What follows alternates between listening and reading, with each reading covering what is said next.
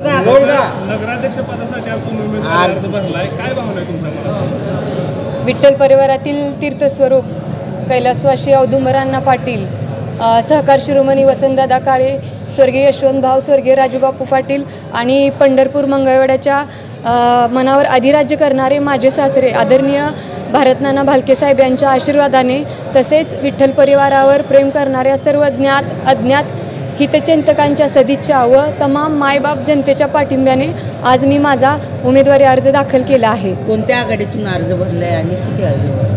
मी तीर्थक्षेत्र विकास आघाडीकडून एक अर्ज भरलेला आहे आणि एका पक्ष अर्ज भरलेला नगराध्यक्ष पदासाठी. तर तुम्ही आज उमेदवारी अर्ज भरताय, मात्र तुमचे सासरे स्वर्गीय भारतनाना भालके यावेळेस तुमच्या प्रत्येक वेळेस सोबत असायचे, आज नाना नाहीत, उमेदवारी अर्ज भरताय, तुमच्या आठवण येते का तुम्हाला? काय भावना आहे तुमच्या? आठवण तर नक्कीच मनामध्ये आहे, पण नाना रूपी तमाम मायबाप जनता माझ्यासोबत आहे.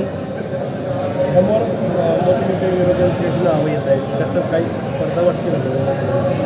स्पर्धा वाटायची काही गरज नाही. लोकातून माझी उमेदवारी आलेली आहे, जनतेतून म्हणजे काम करणारा माणूस जनतेने निवडायचं ठरवलेलं आहे आणि स्पर्धा वाटण्याचं काही गरज नाही, कारण मी काम करून इथंपर्यंत आलेली आहे.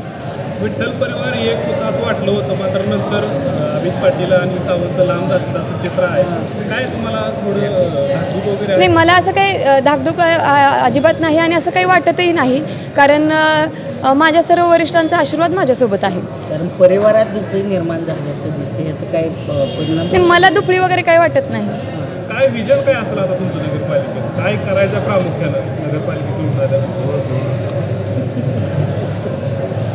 गेली 30 ते 40 वर्ष मनमानी कारभार आहे नगरपालिकेत. मुजोर प्रशासन आणि राजकीय स्वार्थापोटी जो पंढरपूरचा विकास खुंटलेला आहे, तो मला विकास करायचा आहे. राष्ट्रीय दर्जाचं तीर्थक्षेत्र आपलं पंढरपूर घडवायचं आहे आणि प्रत्येक तळागाळातील नागरिकांपर्यंत पोहोचून जी आम्ही नानांच्या विचारांचं पाईक आहोत आणि नानांनी जी सवय लावली आहे जनतेला की प्रत्येकाच्या घरापर्यंत जाऊन आपण त्यांचं काम केलं पाहिजे, ही विचारधारा पुढं मला न्यायची आहे आणि एक विकसित समृद्ध पंढरपूर मला घडवायचं आहे आणि धूळमुक्त पंढरपूर मला घडवायचं आहे.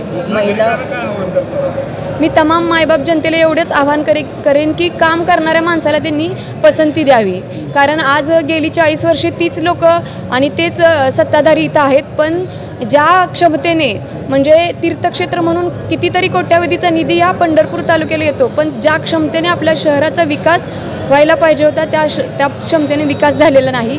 त्यासाठी कुठेतरी आपल्या शहराचा विकास घडवायचा असेल तर एक काम करणारा माणूस म्हणून लोकांनी त्याला पसंती द्यावी. महिलांसाठी खास काय विजन असणार? महिलांना काय आव्हानं असणार? मी तमाम महिलांना एवढंच आवाहन करेन की नगरपालिकेतच बऱ्याचशा योजना आपल्या महिलांसाठी आलेल्या असतात, पण त्या योजना साधारण कुठलीच योजना महिलांपर्यंत कधीच पोहोचत नाही. आज आपण बघतोय की आज आपल्या पंढरपूरची अवस्था बघताय आपण की रस्ते म्हणा, पाणी म्हणा, आपल्या बेसिक सुविधासुद्धा नगरपालिका आपल्याला आत्तापर्यंत देऊ शकलेली नाही. आणि आत्ता महिलांचं म्हटलं तर आज माझ्यासोबत कितीतरी महिला आहेत, वर ज्या निवडणूक अधिकारी आहेत त्या पण महिला आहेत, पण 3ऱ्या मजल्यावर वॉशरूमची सोय नाही महिलेसाठी.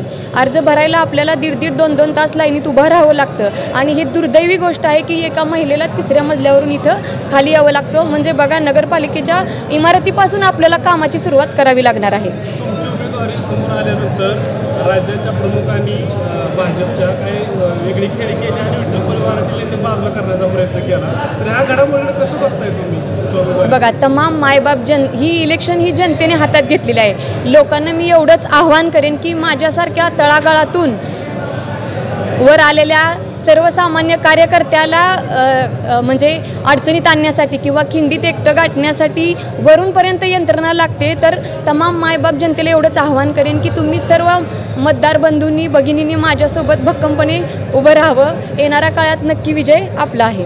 2 पराभव झाले, पचवले तुम्ही, आता 3ऱ्या वेळेस काय काय करायचं? 2 पराभव झाले म्हणून मी काही घरात बसलेली नाही.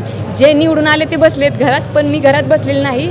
माझ्याकडे तेवढं सामर्थ्य आणि काम करण्याची शक्ती आहे, म्हणूनच मायबाप जनतेने माझी उमेदवारी जनतेतून आलेली आहे. जिंकायचा विश्वास आहे? 100% विश्वास आहे. नक्की करेल. अनेक आदर्श शक्ती काम करत आहेत तुम्हाला मागे खेचण्यासाठी, काय सांगू?